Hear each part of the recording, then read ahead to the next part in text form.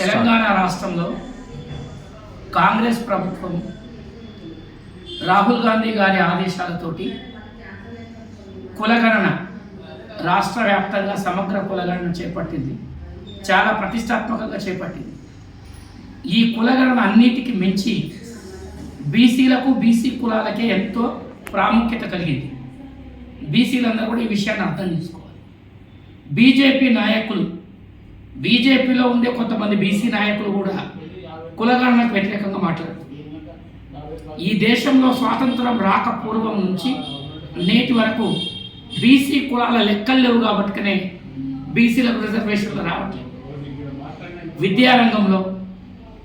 విద్యారంగంలో ముఖ్యంగా సెంట్రల్ కేంద్రీయ ఎడ్యుకేషన్లో, కేంద్రీయ విద్యా సంస్థల్లో బీసీ పిల్లలకు రిజర్వేషన్లు లేవు. ఈరోజు డాక్టర్లు కావాలంటే రిజర్వేషన్లు కావాలి, ఐఐటీలకు పోవాలంటే రిజర్వేషన్లు కావాలి, ఐఐఎంలకు పోవాలంటే రిజర్వేషన్లు కావాలి, IIITకి పోవాలంటే నీట్కి పోవాలంటే రిజర్వేషన్లు కావాలి. ఆ రిజర్వేషన్లు బీసీలకు దక్కకుండా కుట్ర చేస్తుంది బీజేపీ పార్టీ. తెలంగాణలో రేపు కులగణన జరిగి ఇక్కడ సక్సెస్ఫుల్గా అయ్యి డెడికేషన్ కమిషన్ వేసింది కాబట్టి అది సక్సెస్ఫుల్ అయిన తర్వాత సుప్రీంకోర్టులో వీళ్ళ వాదనలు విని స్థానిక సంస్థల్లో 40% రిజర్వేషన్లు, విద్యా ఉద్యోగ రంగాల్లో రిజర్వేషన్లు సక్సెస్ ఇక్కడ కాంగ్రెస్ గవర్నమెంట్ ఇక్కడ అయిందంటే దేశవ్యాప్తంగా నరేంద్ర మోడీకి ఎఫెక్ట్ పడుతుంది. ఎందుకు ఎఫెక్ట్ పడుతుందంటే బీసీలకు సంబంధం లేని కులంలో పుట్టిన రాహుల్ గాంధీ బీసీల కోసం పనిచేస్తుంది.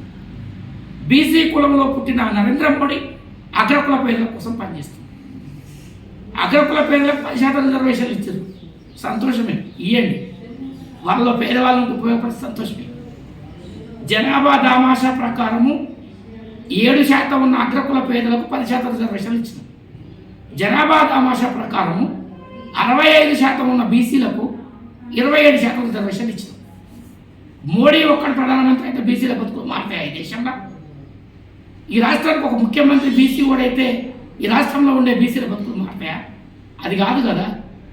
స్థానిక సంస్థల రిజర్వేషన్లలో, విద్యలో, ఉద్యోగంలో, రాజకీయ రంగంలో, ఆర్థిక రంగంలో వాళ్ళ జనాభా దామాషా ప్రకారం రిజర్వేషన్లు ఇచ్చినప్పుడే కొద్దో గొప్ప బీసీల బతుకులు బాగుపడతాయి అనేటటువంటిది ఇది చారిత్రక సత్యం. దీన్ని బీసీలు గమనించాలి. బీసీ కులగణన అని మనం డిమాండ్ చేసాం ఒకప్పుడు. ఇప్పుడు సమగ్ర కులగణన జరుగుతుంది. దీన్ని బీసీలే ముందుండి నడిపించుకోవాల్సిన అవసరం ఉంది. బీసీలే ఈ కులగణనని దగ్గరుండి ఆ ఇమ్యూనరేటర్లకు, సూపర్వైజర్లకు, నోడల్ ఆఫీసర్లకు దగ్గరుండి సహకరించి బీసీ కులాల వాళ్ళు, బీసీ కులాల పుట్టిన యువకులు, బీసీ బిడ్డలు సహకరించాల్సిన అవసరం ఉంది. లేదంటే అగ్రకుల పేదలు రిజర్వేషన్లు చూసి మనం ఏకలా చూస్తాం. ఇవాళ 563 గ్రూప్ 1 పోస్టులు పడితే 300 పైకి గ్రూప్ 1 పోస్టులు అగ్రకులాలకు కొట్టుకుపోయే పరిస్థితి కనబడుతుంది. అందులో దగ్గర 150 డిఎస్పీ పోస్టులు, ఒక 60-70 ఆర్డీఓ పోస్టులు. రేపు వాళ్ళంతా ఎస్పీలు, డీజీలు, డిఐజీలు, ఈ ఆర్డీఓ లైన్లు, కలెక్టర్లు, పోతే ప్రిన్సిపల్ సెక్రటరీలు అయితే మనమంతా కూడా ఏడుపు ముఖాలు పెట్టాల్సి వస్తుంది. గ్రూప్ 2లో అదే పరిస్థితి, గ్రూప్ 3లో అదే పరిస్థితి, గ్రూప్ 4లో అదే పరిస్థితి. ప్రతి ఉద్యోగంలో కూడా కానిస్టేబుల్ నుంచి కలెక్టర్ వరకు రిజర్వేషన్లలో అగ్రకుల పేదలే పుట్టుకుంటుంది. బీసీలు ఉన్నది 65%, ఇంకెక్కువ కులాలను జాయిన్ చేస్తున్నారు. జాతీయ బీసీ కమిషన్లో మళ్ళీ 80 కులాలను జాయిన్ చేయమని చెప్పి నరేంద్ర మోడీ గారు రాష్ట్రపతికి పంపారు. రాష్ట్రపతి సంతకం పెడితే షెడ్యూల్లో వచ్చి చేరుతుంది.